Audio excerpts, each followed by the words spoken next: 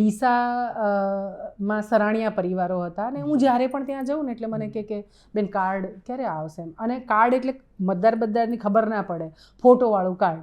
અને ફોટોવાળું કાર્ડ એટલા માટે જોઈએ કે પોલીસ એને બહુ હેરાન કરે. એટલે એને એમ થાય કે મારી પાસે ફોટોવાળું કાર્ડ હોય ને તો હું બતાવી શકું. એટલે મારી પાસે એ માંગે.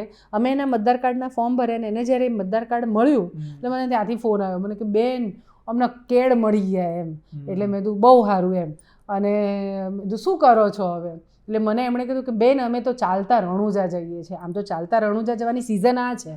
એ વખતની હું વાત કરું છું, કદાચ જાન્યુઆરી, ડિસેમ્બર, જાન્યુઆરી, ત્યારે સિઝન નહીં. આપણે ત્યાં જેમ ભાદરવીનો મેળો હોય એ વખતે બધા અંબાજી ચાલતા જાય, ગમે ત્યારે કોઈ ચાલતું જાય એવું ન હોય એમ.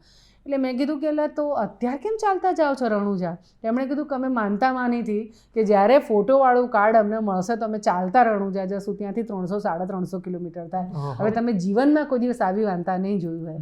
રેશન કાર્ડ મેળવવા માટે કોઈ બાધા રાખે. ઇવન આજે પણ કે રેશન કાર્ડ મળી જશે ને અનાજ મળે એવું તો 5 નાળિયેરનું તોરણ બાંધીશ માતા તને, કિલો પેંડા ચડાવીશ. આવી માનતાઓ આજે પણ આ સમુદાયોમાં મનાય છે.